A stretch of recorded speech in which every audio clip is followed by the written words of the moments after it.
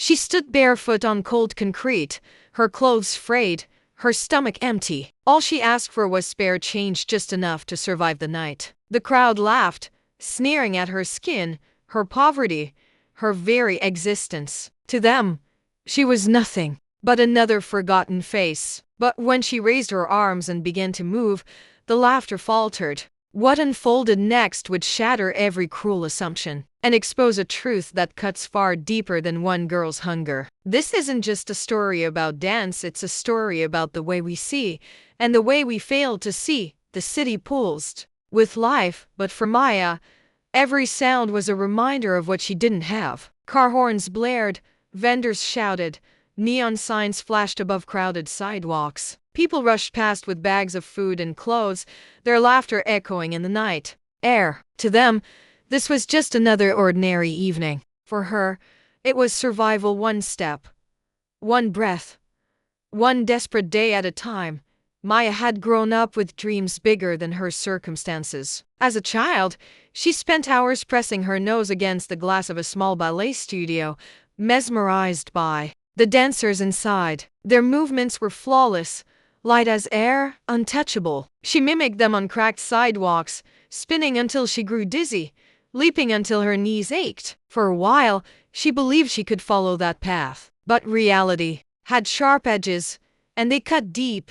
When her family fractured under the weight of poverty, stability vanished. Rent went unpaid, meals grew scarce, and the dream of ballet slipped further away. Teachers told her she had talent, but classes required money, shoes, costumes, things always out of reach. Still, Maya clung to her passion. Even in shelters, even in abandoned corners of the city, she practiced alone, her body becoming both her weapon and her refuge. By the time she turned 21, Maya's life had narrowed into a cycle of hunger and exhaustion. She woke each morning on a thin mattress in a crowded shelter, surrounded by strangers whose faces carried the same silent despair. Odd jobs came and went: cleaning, serving, handing out flyers. None lasted. None lifted her out of the shadows. She lived on coins, handouts, and the stubborn spark that refused to die inside her, the need to dance. But the world rarely saw her as a dancer. They saw only her dark skin, her ragged clothes, her homelessness. Prejudice was woven into every glance, every whispered judgment. To most, she was invisible until she became inconvenient.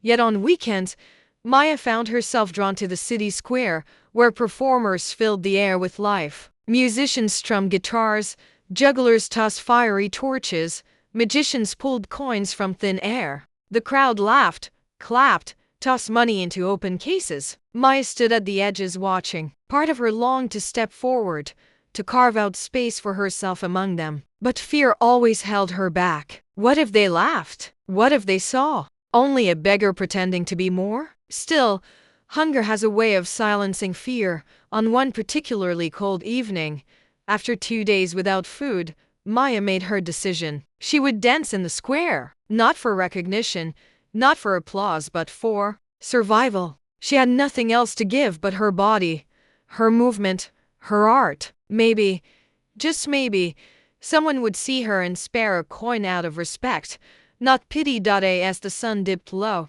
painting the buildings gold, Maya walked to the square. Her shoes were worn thin, her skirt faded, but her posture carried a quiet strength. The air buzzed with chatter and music. Children darted between performers, couples paused to watch street magicians, coins clattered into open cases. Maya found a corner where the crowd was thinner, her hands trembling as she set down a small paper cup. She looked around already. Some eyes had landed on her. A group of teenagers snickered, elbowing each other. A man glanced at her, then rolled his eyes as if to say, "Another beggar." Her chest tightened, but she didn't move. Not this time. Nearby, a violinist played a haunting melody, the notes wrapping around the night air like a story untold. Maya closed her eyes, letting the music seep into her bones. She inhaled slowly, raised her arms, and stepped into the space as though it belonged to her. The first movement was tentative, her body stiff with nerves. She could feel the laughter rising around her, the whispers of dismissal. Someone muttered, loud enough for her to hear. What is she even trying to do? Heat crawled up her neck. She wanted to stop, to disappear into the crowd. But then she remembered the cracked pavement of her childhood, the way she used to leap beneath the stars when no one was watching. She remembered the hunger that gnawed at her belly, the exhaustion that threatened to drag her under. And she remembered the promise she had made to herself. If I have nothing else, I will still have my dance. Her body loosened. Her movements sharpened. She spun, her skirt flaring out, her arms cutting through the air with precision that came from years of practice in shadows. She leapt, landing with grace that defied her weary frame. Slowly, the laughter faltered. Conversations paused. Phones tilted upward, capturing her figure silhouetted against the fading sky. But for every gaze that softened in awe, others hardened in disbelief. A man muttered, "She doesn't belong here." A group of students recorded her with smirks, ready to turn her struggle into a viral joke. Their eyes didn't see art, they saw novelty, a spectacle to mock. Still, Maya kept dancing. She had stepped into the square knowing this moment could break her, but she refused to let the world decide her worth without showing them who she truly was. What she didn't know was that this night, this desperate gamble, would carry her straight into a storm she could never have predicted. At first, the square barely noticed her. A few heads turned, a couple of whispers circled, but most people kept walking. Maya stretched her arms, spun lightly, her body still shaking from nerves. Every movement felt like she was throwing herself against a wall of indifference. And then the laughter started. "Look at her shoes," someone scoffed. "She thinks she's a ballerina?" A ripple of chuckles followed, sharp enough to cut into her ribs. A teenager pulled out his phone, angling it toward her. His friends leaned in, laughing before she even finished her turn. To them, this wasn't art. It was comedy. Maya's breath caught in her throat. For a moment, her body stiffened, and doubt screamed for her to stop, walk away before it got worse. But hunger pushed harder. Hunger in something deeper, a raw refusal to let them be right. She inhaled and pushed further into the music. Her legs extended higher, her arms cut through the air with precision. Her body remembered what her fear wanted her to forget. Every leap was sharp, every spin crisp. She was no joke, she was a dancer. But the crowd didn't let her have that moment. Coins began clinking into her paper cup, not with generosity, but with mockery. One man tossed a handful and clapped sarcastically. "Bravo!" he jeered. Another whistled, not out of admiration, but derision. Each sound pressed heavier on her chest. Then came the cruelty she feared most.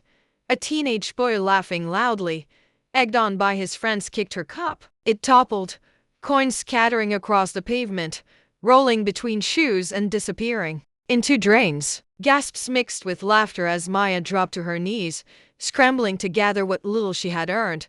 Her hands shook as she reached for the coins, but the harder she tried, the further they slipped away. Around her, the laughter grew louder. Someone muttered, "Pathetic."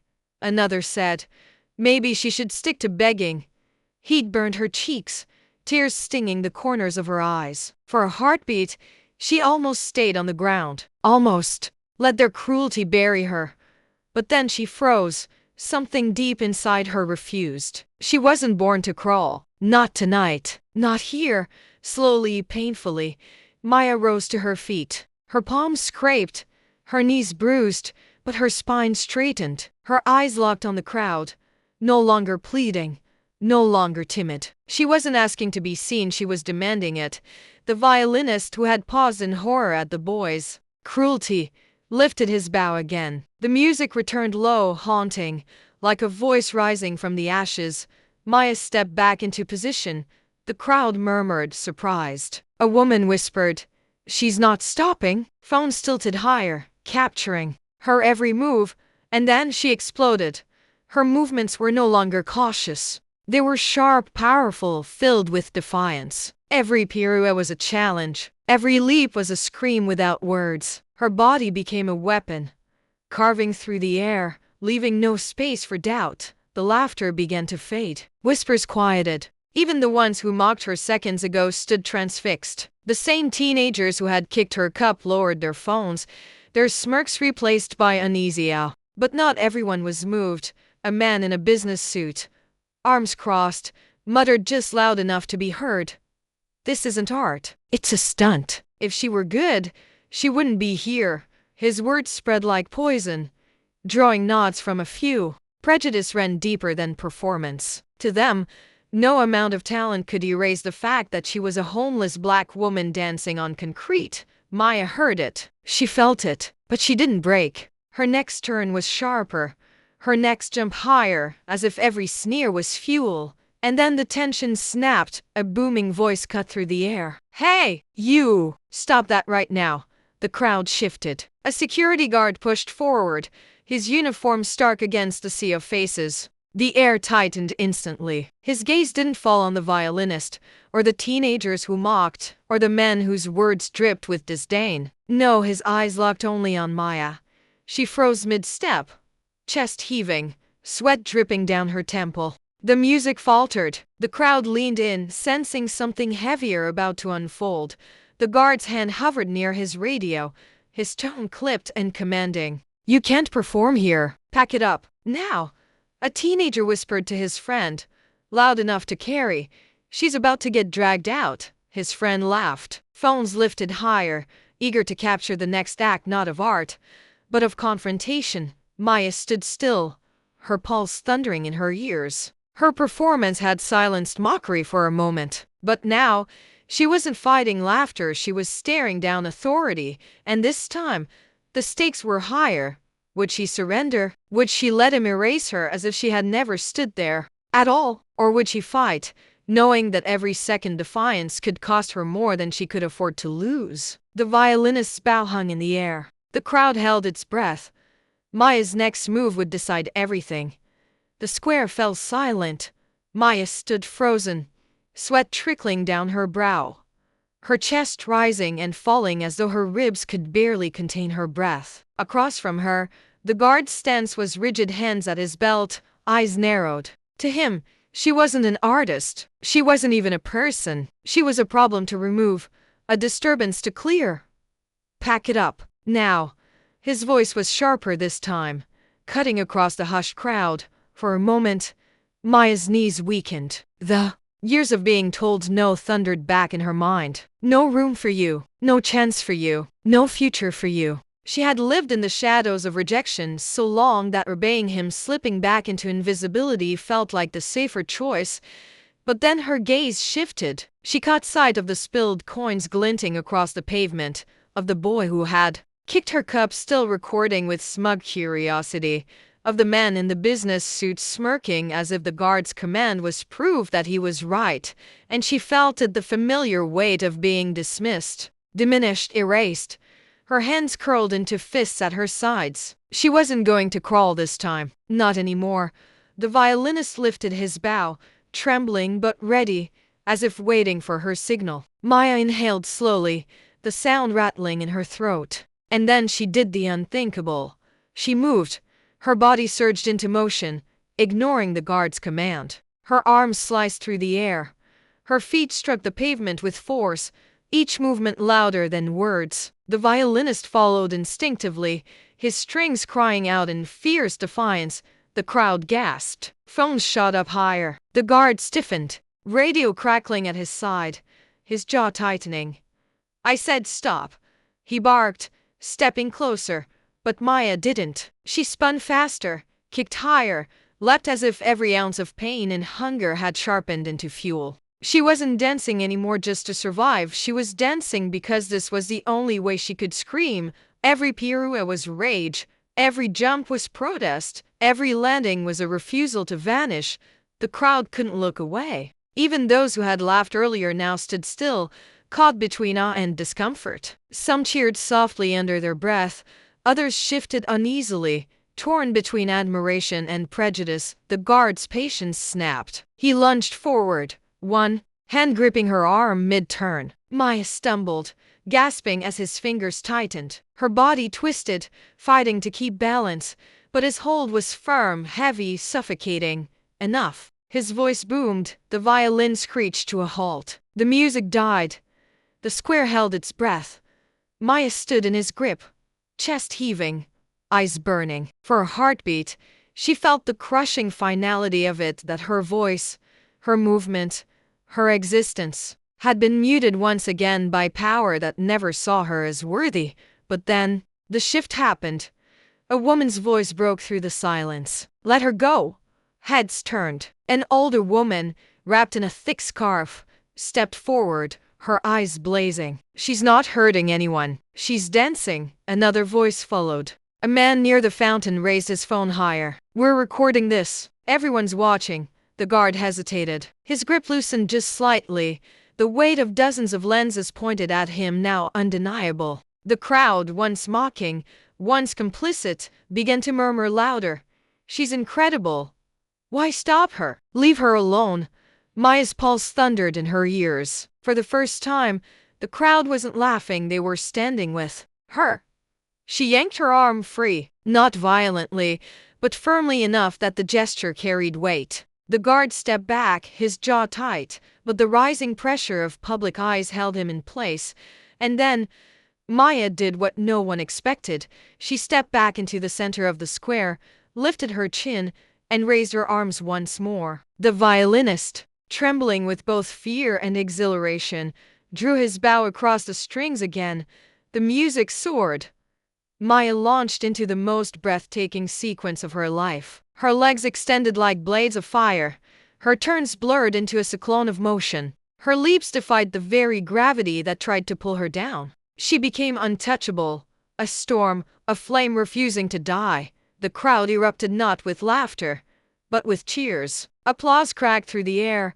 Whistles of admiration replaced jeers of cruelty. The same square that had mocked her now roared. For her, tears streamed down Maya's face as she moved, but her body never faltered. For the first time in years, she wasn't invisible. She wasn't unwanted. She wasn't just a girl begging for change. She was seen, truly seen, and the cruel irony hit her like lightning.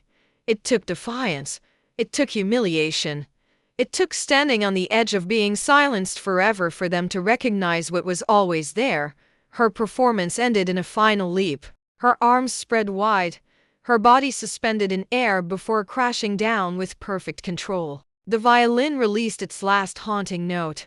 Silence followed, thick, electric, breathless, and then applause thundered through the square. People surged forward, coins and bills raining into her empty cup, voices crying out praise. Cameras flashed. Recordings spread like wildfire. The girl they laughed at moments ago had become the girl they couldn't forget.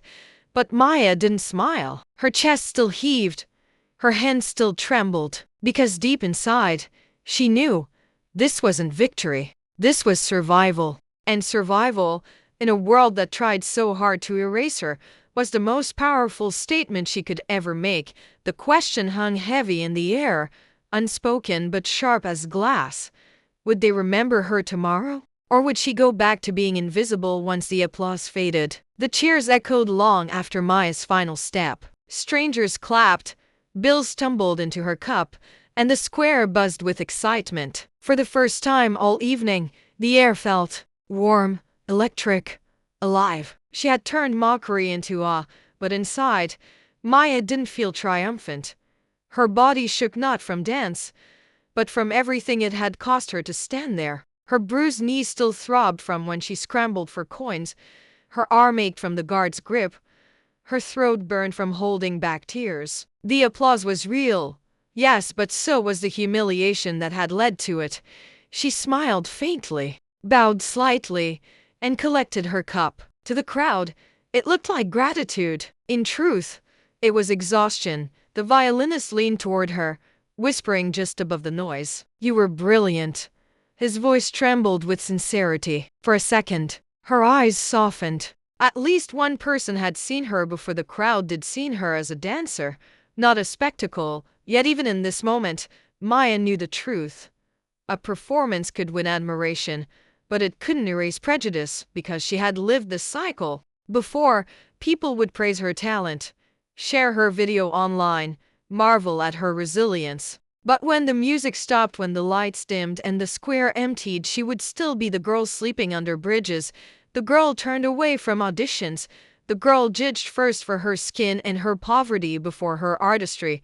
The next morning, the applause would fade into silence. And silence was the cruelest sound of all. Still, she walked away with her cup heavier than it had been in weeks. She walked with her spine straighter, her steps sharper, because tonight, she hadn't just survived. She had forced the world to look, even if only for a fleeting moment, and that fleeting moment mattered. It mattered because every person in that crowd left with something they couldn't unsee. They had mocked, they had dismissed, they had doubted, and then they were proven wrong so completely, so undeniably wrong that their own cruelty became impossible to ignore. Some would brush it off, of course, pretend it was just a performance, just entertainment. But others, maybe just a few, would carry that discomfort with them. Maybe they'd think twice before sneering at someone who looked like Maya. Maybe they'd remember that brilliance can wear tattered shoes. Maybe they'd realize how much talent the world loses every day because of barriers built on prejudice. And maybe that was enough.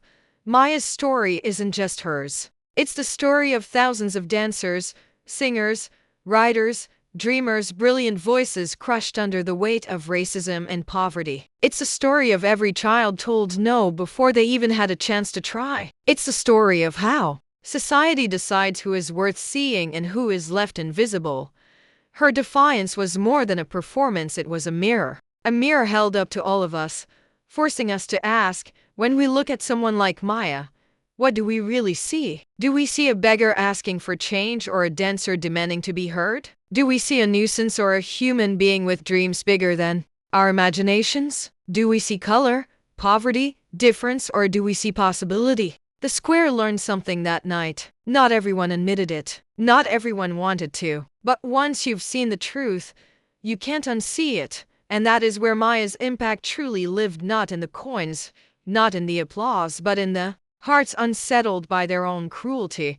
She walked away quietly, fading back into the city's shadows. But in the silence she carried something powerful, proof that even the most dismissed, the most mocked, the most invisible can shake the ground when they refuse to bow.